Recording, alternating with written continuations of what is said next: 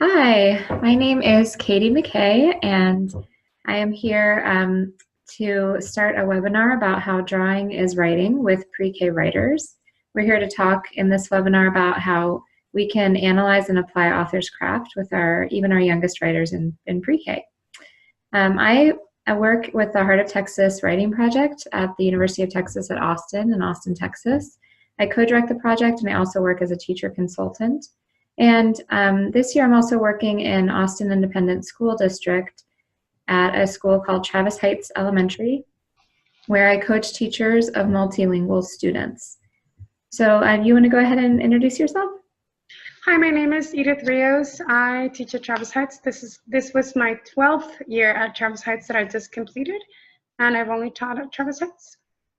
Wow, I didn't realize you'd been there for 12 years now. That's amazing. Yeah. Lucky me with 13 coming on. Wow. And Edith is a bilingual teacher. Do you want to tell them a little bit about the dual language program? Yeah, typically our instruction is mostly in Spanish, and we do the math portion in English, although next year it'll be in Spanish as well.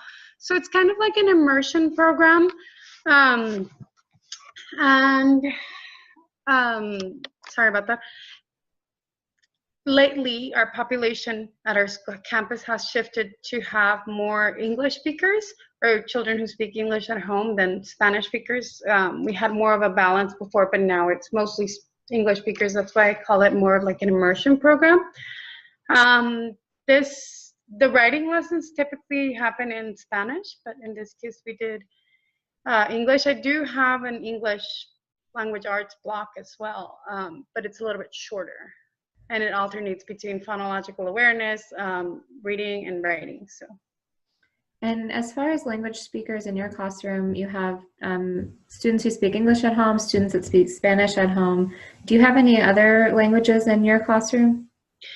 Not in my classroom, not this year. Okay. Yeah, our other webinar with Miss Wakefield, if you view that one, she and Edith work together. And Miss Wakefield serves a lot of the refugee students who speak Pashto and Arabic and Dari and Farsi as well. You know, come to think about it, I did serve throughout the year. A couple of her kiddos would go with her in the morning and with me in the afternoon, who spoke, but they were only at Travis Heights briefly.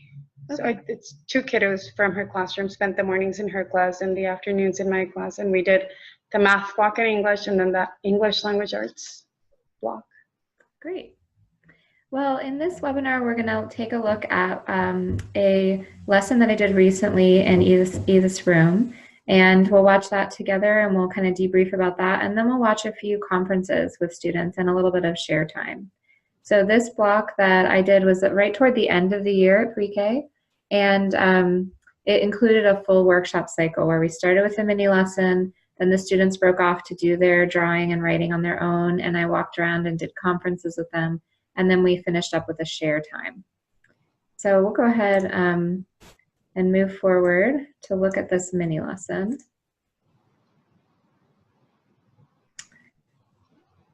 So as I'm doing the mini lesson, it's tough to see the actual book that I'm holding up, and so that's why I put these images over to the side.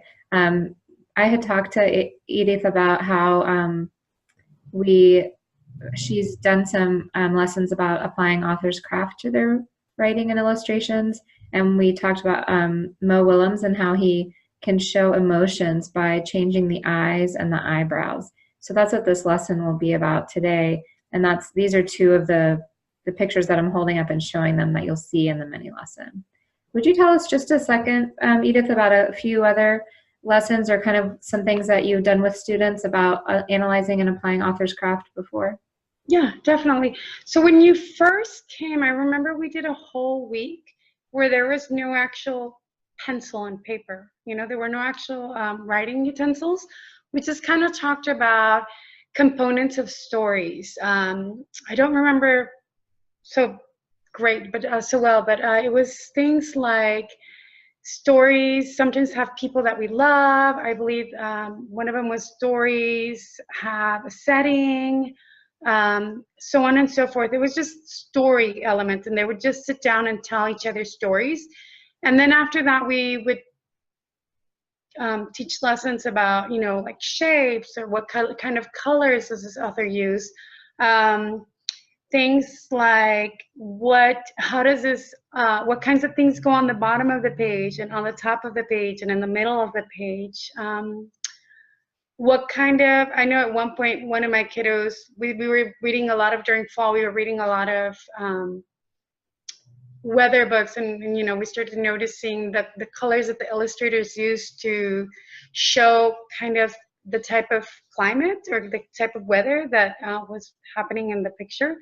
We talked about that, and we talked about the time of day, those kinds of lessons, just looking at those kinds of little elements in drawing. We also did one or a couple about emotions before this one. Awesome. Well, I'm glad that you brought up the fact that you really started the year with storytelling. One of the books that we looked at as a grade level and with kindergarten as well is this talking, drawing, writing, and a big section of this book is about starting the year with storytelling and just oral storytelling, and how that is also oral composition, just like drawing is a type of composition, talking and conversation is a type of composition. Great, so we'll go ahead and just watch this video together, and then we'll spend a minute kind of debriefing and talking about it. Today we're going to think about something that authors do. An author is somebody who writes books. And this author is named Mo Willems. And Mo Willems is the author and the illustrator. That means he also does the pictures. You guys are authors and illustrators of your work. You're authors and illustrators of your work. And I want to show you, I'm glad you love Mo Willems. I'm going to show you something that he does that is so cool. Now, when you guys draw and write about things in your lives that you care about, you probably often write about the people you love, like your mom or your dad or your sisters or your grandma or your aunts or your cousins, and the things that you like to do with them. And when we write and we draw about the people that we love in our lives, there's often feelings in that. Like maybe it's a birthday party and you were all excited and happy. Or maybe it's a time when you missed your mom because she had to go on a trip and you're feeling a little bit sad writing about it. Or maybe there's a time where you're looking forward to something like a field trip that's coming.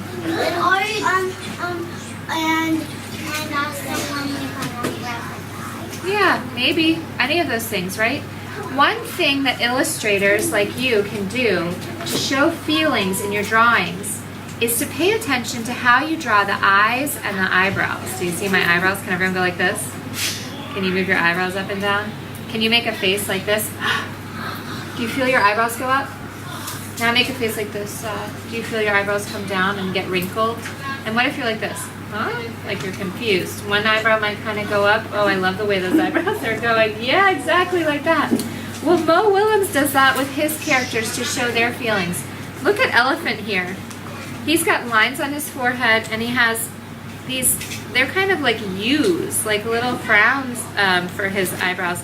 He looks to me like he's kind of wondering, or he's kind of confused, a little bit sad. He doesn't seem super happy in that picture, does he? The way that that is drawn. He's got the round eyes and the eyeballs, and then they're kind of down.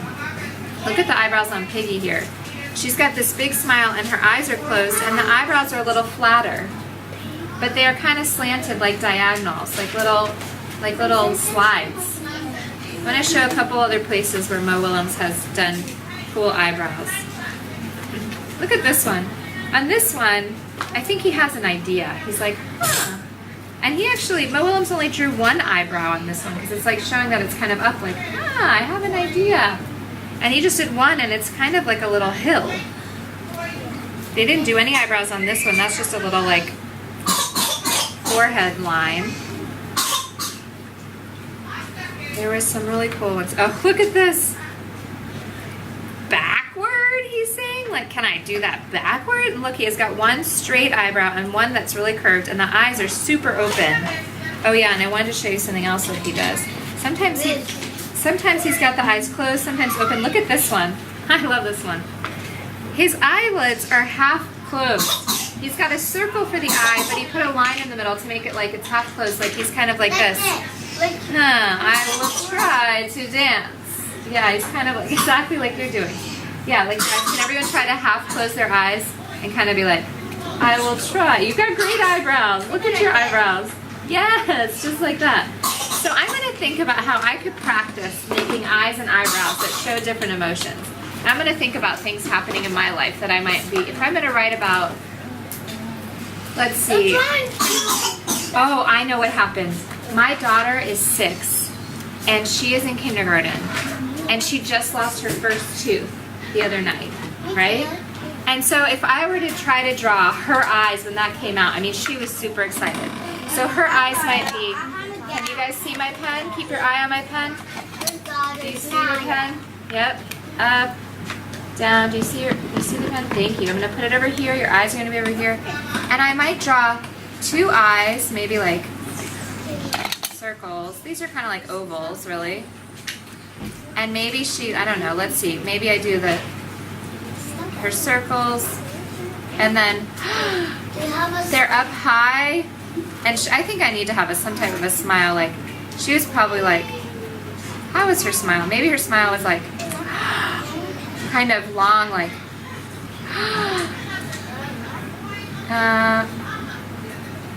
and then she's got, that one almost looks scared. But she had this little hole then, all of a sudden, in her bottom teeth.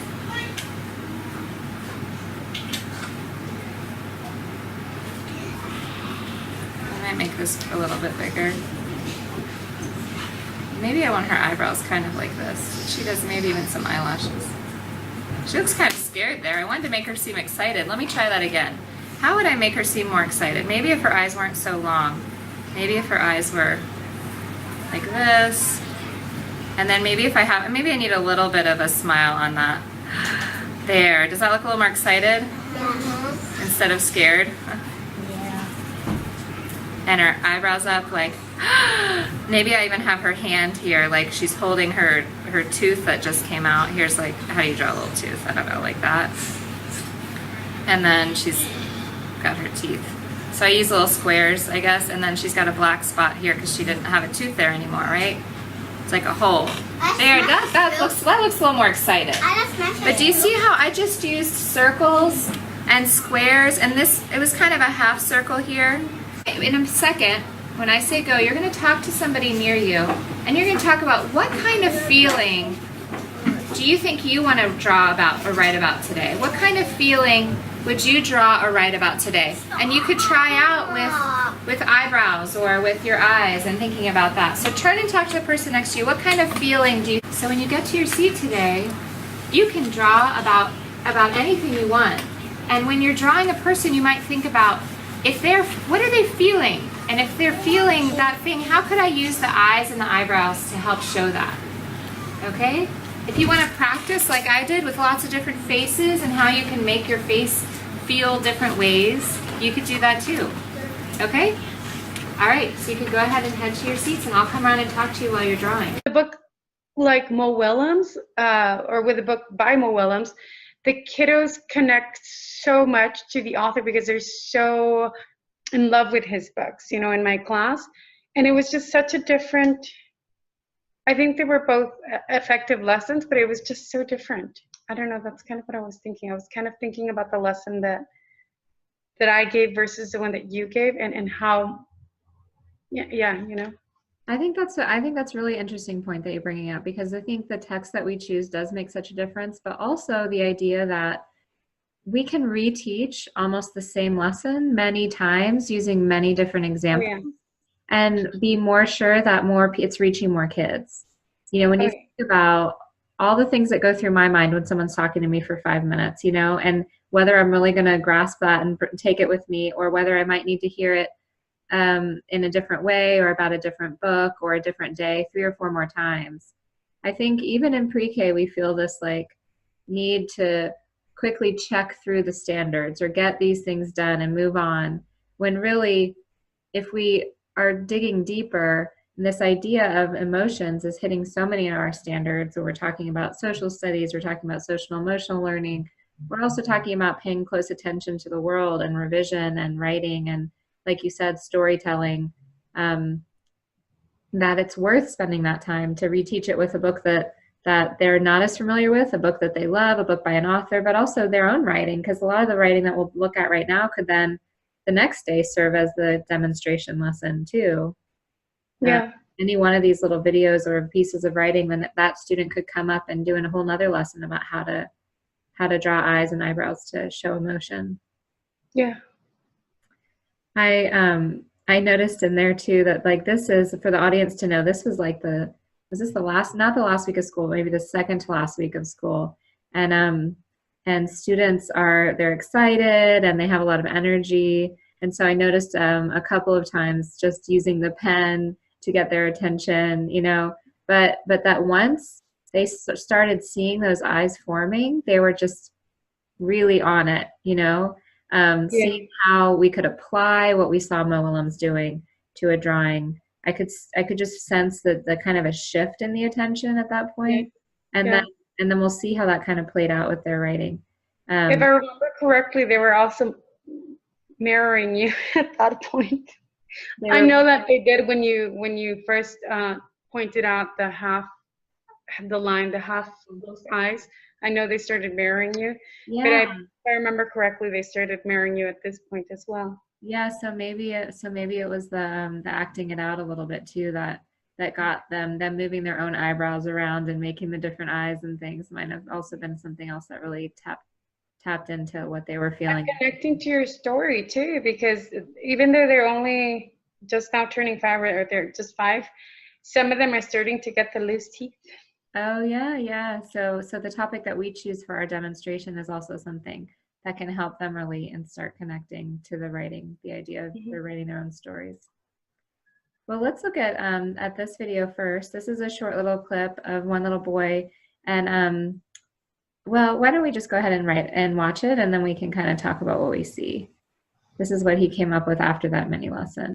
Tell me what you've done. Wow, you did one eyebrow way up arched and the other one kind of flat over the eye. How's this guy feeling? This guy is feeling a little. This guy is feeling like funny and Like scary. funny and scary? Do you know what I think of when you say funny and scary and when I look at those eyes? What? I think of being mischievous. Do you know what that means? No. Mischievous means like he might be trying to get into a little bit of trouble. He might be trying to do something he's not quite supposed to do. Do you see that at all when you look at him? Look at those eyebrows. He's kind of like sneaky. Do you think he's going to do something sneaky? Very cool. He's gonna lift the table and then put it upside down. He's going to lift a table and then put it upside down? And then put the toilet all over upside down and get the pee and poop out. Get the toilet upside down? That would be very mischievous. I don't want to be around this guy. So, as I think I was telling you earlier, one reason I really wanted to include this video in this webinar is I've been thinking with another teacher about a student she has who she's had trouble kind of reaching him during writing time. And we've been reading, I actually have this book here with me too, this book called Boy Writers by Ralph Fletcher, and how often in elementary school, boy writers have female teachers who silence topics that might be potty talk or violent or aggressive or monsters or things like that. And that we can often lose our boy writers really early on in the process if we are limiting too much their choice in what they're writing about. If we're directing so often what they have to write about, then female teachers might often choose topics that they think are more kosher, more appropriate, more calm. And so I just loved how his personality came out in this conference. A little bit of mischievous right there. Yeah, definitely. This kind of, I mean, this kiddo in particular, I had a bit of a rough time during writing at the beginning of the year. If I'm I remember I had asked him to draw a self-portrait, and gosh, I thought, oh my gosh, I'm gonna make this kid hate writing because he didn't want to do it, you know. But eventually, like you said, we started kind of tapping into his interests and his. I remember he loved fishing with his dad, writing about those kinds of subjects, and sending these pictures to his dad, and that was very motivating to him, you know. But also coming back to the mischievous boys, I don't know if you know this, but I taught fourth grade at one point, and I remember I had this little boy who was not very confident about himself as a writer, you know. And he wrote a draft for a story about this fight with a dragon and defeating this dragon, right? It was actually about him stealing the candy out of a piñata, you know? It was kind of like a naughty thing to do, but that was, and I think he got tangled on the rope and he got caught. But I thought it was such a great story. And I just kind of pointed out, like, that's very humorous and it's very clever how you're making these connections. You know, you're kind of telling your story in a humorous way and yet using like a metaphor through it. And I don't know, I can't remember what I told him. This is over a decade ago. But years later, that mom came up to me and said, you know, thank you so much. My son had flourished as a writer. He never saw himself as a writer until that little event of like, hey, you let him write about a topic that maybe was a little bit naughty, which is, you know, stealing. But yeah, definitely, it's kind of what it reminded me of.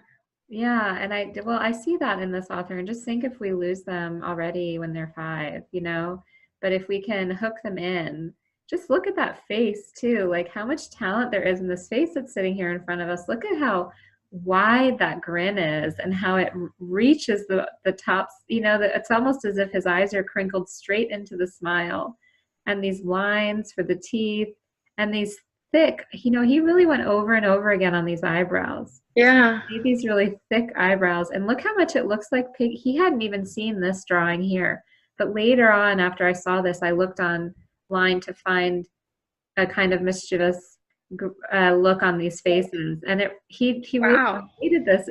He didn't even see this one before he drew that, but I saw this parallel. Yeah, 100%. I hadn't noticed. Yeah, he's like Mo Willems, you know, like I think he could really start identifying as somebody who creates really kind of dramatic and engaging and exciting characters. Yeah. Thank you for sharing that story about your 4th grader. I think that really relates to our conversation too. Of course. Let's look. This is, I think you said this is Maya. Mm-hmm. Who is Maya as a writer or as a person? Maya is very, very intelligent and very creative. Her stories often have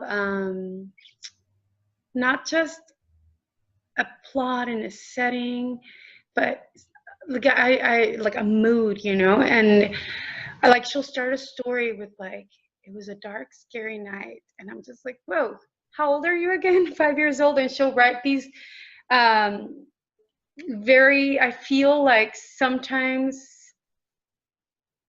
I don't know, she's kind of trapped in this like 5-year-old limit, you know, but she's not really, because she's still, despite the fact that she doesn't know all her letters and all her sounds, she still tries to, because she wants to write actual words and letters and sounds, and write these colorful stories that include not only a lot of detail in her illustrations, but in the story itself that she tells. So she's very, very creative and intelligent, and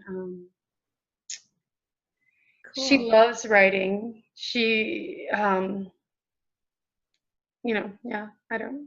That's. Let's hear from her. She'll talk a little bit here about her work with emotion in her writing. So tell me, I see all these eyes you're practicing with. Tell me what's happening here. Like, there was a mad contest and all of them won. There was a mad contest and all of them won? Yeah. I love that. So I see how you did these You were practicing with these diagonal down eyebrows and the big eyes and the big mouth. I can see how angry they're feeling. And so then how did they feel when they all won the MAD contest? They felt really happy. They felt really happy? Well, if we were to go onto this page to show how it looked when they felt happy, what might they look like then? What might all those faces look like if they've now won the MAD contest and they're now feeling happy?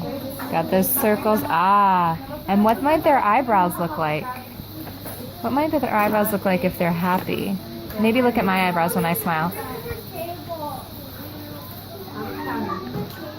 Yeah, like rainbows, right? Very cool. So do you see how the way that we draw the mouth and the eyebrows really changes how the person or the character we're drawing feels? Yeah. Maya, what are you thinking you're going to draw now? I think I'm going to draw a big wave A big wave? coming out of the water. And it splashes down.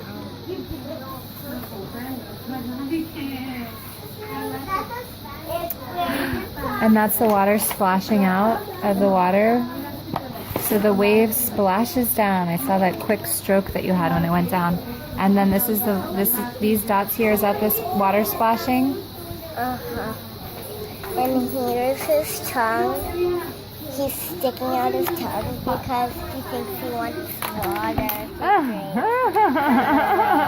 He's kind of in the sky and he's sticking out his tongue and licking that water. And he's sticking salt water and he's sticking out of his tongue. For the salt water. You know what I see you did here is this circle gets smaller as it goes, and that is how a splash looks, isn't it? When the water splashes, it's like a big drop, little, little, little. Nice job, Maya. I love watching when I look back at conferences and how, especially our primary writers, will really they don't let you interrupt them. You know, she's sitting there engaging with me, but she's also like, well, as we're talking, I can be drawing, I can keep going. You know, I didn't say now you have to start doing that. I thought, you know, well, what if you did this? And our young writers will often just keep their work going. And I think that's a big part of growing them as independent writers and illustrators, is that our conferences happen in their workspace as they're working, that we just kind of perch by their side for a moment and just join them in their process, having a little conversation along the way. So we're not completely interrupting their flow. We're not taking away from where they are in their process. Definitely the moment when it's relevant, most relevant to them. You know, that piece of writing is most relevant to them at that moment when you're that age. I mean, it's still relevant later, but it's harder for us to remember. I mean, even as adults, to go back to a piece, we often have to reread it and think again, and it takes us a while to get started again. And so you're right that in that moment, it's so much more raw and like you said, relevant. I think another thing I would do, maybe if I were to do this conference over again, there's really a lot more in this than just MAD. You know, she talks about MAD, but when I look at it again, I see this guy's really sad, and his actual eyes almost look like teardrops. Do you see how they look like they're like dropping there? And so it's almost as if his tears like hanging from his iris. And I think there's a lot more we could point out about the craft of her drawings. This guy here, even though his eyebrows are a little slanted, he doesn't look so scared as he does kind of surprised or I'm sorry, he looks more scared than mad to me. yeah. See, what's funny is that I conferenced with her as well. I don't know if you conferenced with her before or after me, but when she talked to me, it was a different story, and there were a lot more feelings, you know, like one of them was scared that he lost his tooth, one of them was surprised, one of them was sad. So I don't know at what point her story changed, but yeah, definitely I would. Well, I think when I got there, if I remember correctly, she was in a conversation with the person next to her, and I wonder if the talk that was happening at her table also shifted what she was doing, you know, and what the story was. And that's another thing I see happening a lot with writers that isn't something we often teach, but I think we should teach into more is sometimes we get started and we put things on the page and then the story becomes clear. And other times we have a clear story in our heads and then we're trying to get that down on the page. And it seemed to me like her drawing came first. She was kind of experimenting with the different types of faces she could do, and that maybe the story came after. And that in that way, revision really became possible because the story could be anything and it could change every time she looked at her page because she didn't start with the story, she started with the drawing. Right. Let's go ahead and look at the next one. So this is, I think we said Aiden, right? Can you tell us a little bit about who Aiden is? Oh my gosh, Aiden is an amazing writer. I've taken his work quite a couple of times, and I feel to show like, oh look, this is how an illustrator does this or an illustrator does that, and he will add just like he has such attention to detail. He'll talk about, you know, like the blades of grass, and because it's you know, there's the droplets on the, and I'm like, whoa, you know, are you 5? And he uses just the colors that he uses are just so like his pieces just look beautiful, you know. He uses a lot of colors. He uses he takes everything that we talk about, he takes it and he runs with it, you know, and he's just always excited about writing and very creative, very clever. Yeah. Cool. Loves drawing foxes. Foxes, oh cool. Well, let's look at this and see what Aiden has to say. That's your loose tooth? And this one is my grown-up. And that's your grown-up tooth? And it's already growing. And tell me, how are you feeling in this picture? Like surprised. I'm feeling surprised. Surprised that you're losing your first tooth? It's still loose in there, right? It hasn't fallen out yet? No, it's just loose. Yeah, it's just loose, yeah. Look at my bottom tooth. I like how those eyebrows are big arches over the eyes to really give it some expression. There's that attention to detail. Like he noticed in his own loose tooth, hey, there's another one coming in right behind it. Like I can see it, you know? Absolutely, absolutely. And I think like you could hear him telling me, like, do you see it? It's right here. And so making that connection between the real world, the way things look, like you said, paying attention to those details and trying to make sure that his drawing accurately reflected that is huge as an author.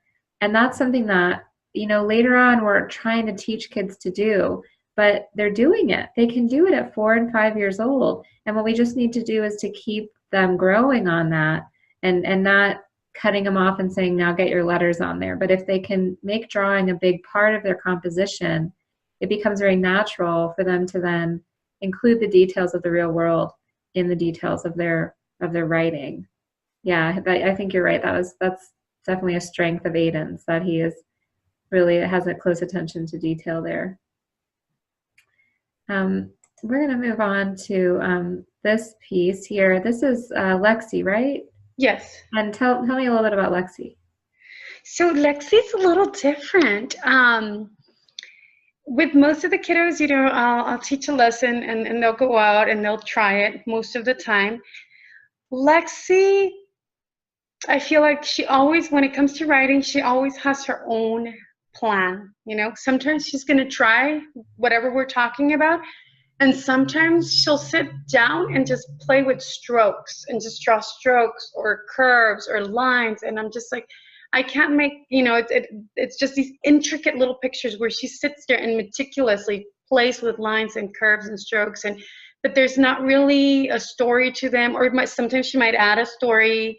But sometimes she just adds like lines and strokes, and then sometimes she does apply what we're talking about. Like I remember one of the lessons about emotions, she was talking about her grandma, and I feel like this is one of the first times that I saw her actually draw people in her story, and she was talking about her grandmother getting mad at her because she spilled the milk. So it was this story that had a plot line to it, you know, and it kind of surprised me because a lot of times she kind of just goes with whatever her own, you know, she'll sit there, she'll watch me, and sometimes she'll jump into it, and sometimes she just, nope, she just writes about whatever she wants, or just plays with lines, you know. Well, I love this piece. Let's look at what Lexi did here. Tell me about these faces. What's happening with those eyebrows and mouths? How are they feeling? I'm mad and angry and silly. And silly, I see that. Can you put it down here and will you tell me more? So tell me which one's feeling silly. Will you look at your page and point to them for me? That one's feeling silly. I see it. And tell me which one's feeling mad. Yeah, and how are the other ones feeling? It's happy. Happy? Will you point to That one? one's feeling funny. Feeling funny. And that one's sad because it's crying. Oh, I see the tears coming down from the eyes there. That one's crying and sad. What about this guy? What's he feeling? Happy. Happy. That's beautiful.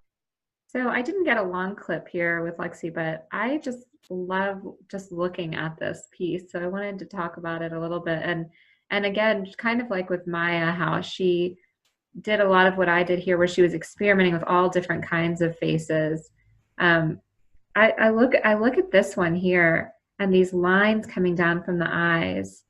And to me, this is just like agony, you know, because the open mouth and all the teeth, but then these lines coming down, it's like crying, but almost like I don't know, like unaware that they're crying. They're in so much agony, you know what I mean? Just like more like this yowling or something there.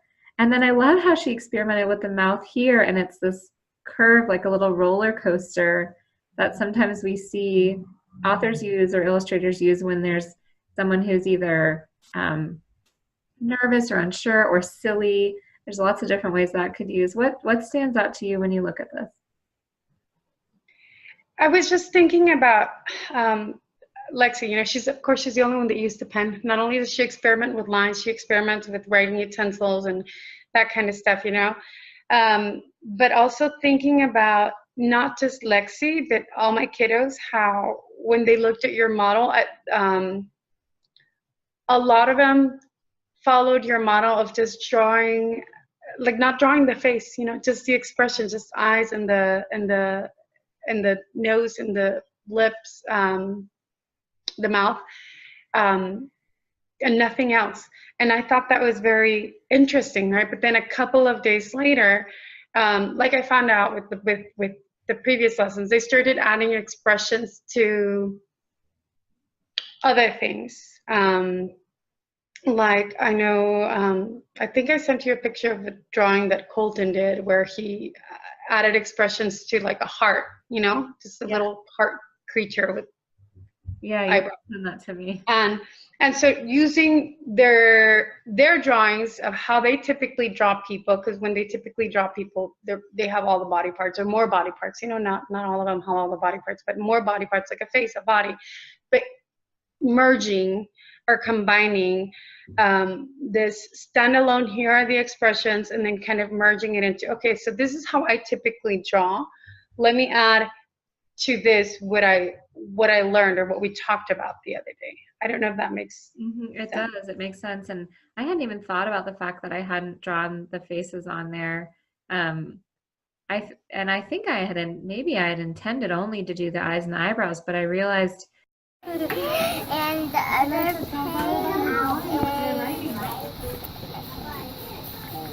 It's your turn. Talk to me. So this is the project. And this is like a and this one is like this. And that's a cute face. So I guess I'm just gonna do like this. That's not a cute face. But I can't make a kitty face. I'm just gonna About how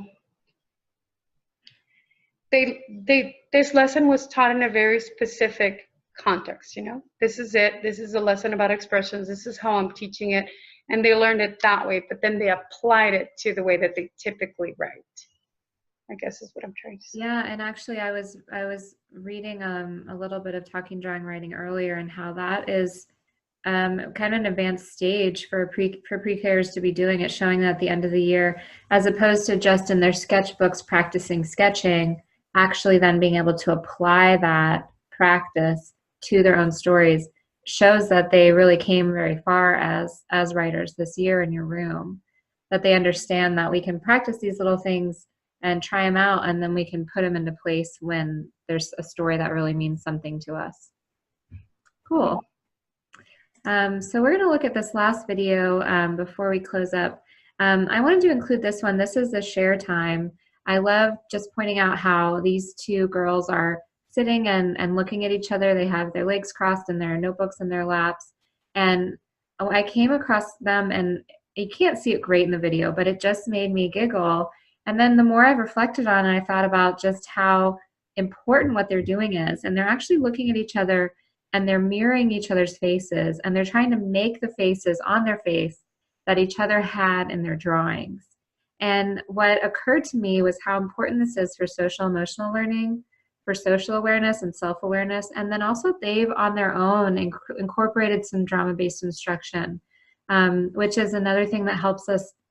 All of those are things that help us do what we were talking about earlier, and paying attention to the world, paying attention to what authors do, and then applying those details in that craft to our own writing. So let's just look at Sparrow and Jessie here and listen to them for just a second.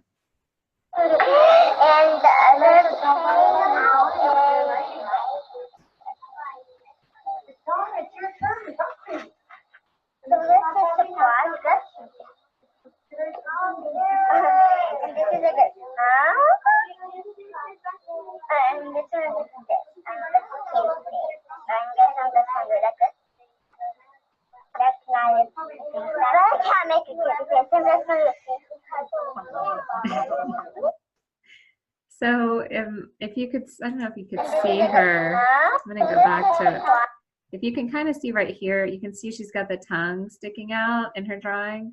So she's first acting out this one, and then she acts out this next one where there's actually a wink. She's winking, and she kind of goes, ah, like this to her friend. And then she's got some cats. So kind of like what you were saying earlier, she applied these expressions to cats. And then she realized, she's like, no, I can't really do that one myself. Like the one I drew here, I can't make that cat face. But she's like, maybe I could do a fish face. And she does the like, pulls her cheeks together. And I can also see how Jessie here, her notebook is upside down because she has turned it to orient it toward Sparrow so that Sparrow can really see her drawing. So just before I had gotten there, Jessie had been sharing hers with Sparrow. And it just is an example of what a great job you did teaching them how to really listen to each other as authors. And that share time is such a crucial part. Like you mentioned earlier, that you send some of the writing home, and that one of your students got engaged when he was sending it home to his dad. And that having an audience for our work is such an important part of their writing. Is there anything else that you thought of when you see this, or just that you reflect on as we look at these videos?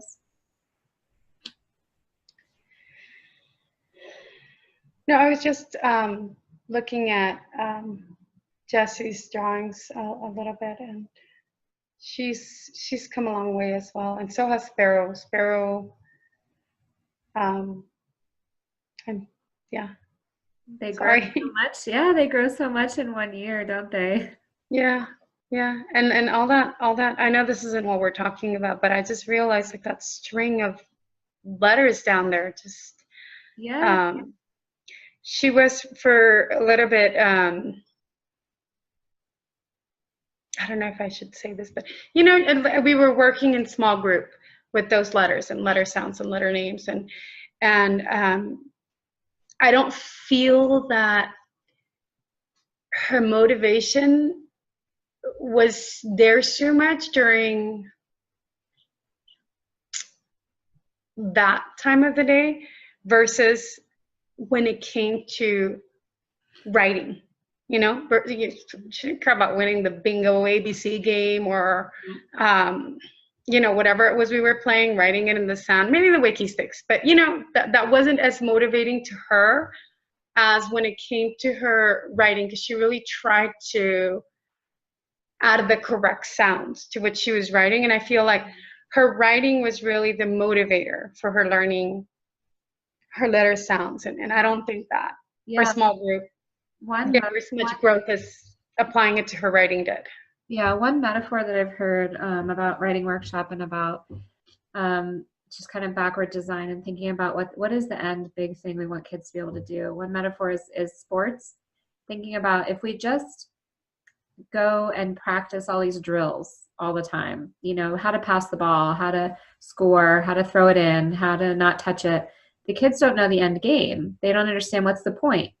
They might get really good at passing or at throwing the ball in, but they don't know how to play soccer. They don't know, like, the point is to get it on the other side in the other goal, you know. But as soon as they just get thrown into the game, they end up being able to start practicing those skills, and also they understand the main point. And that's the motivating part, is to win, right? To get your ball in the other goal more often. And it seems to me that what you're saying here is that, well, we do need to do some of those little skills practices. Of course.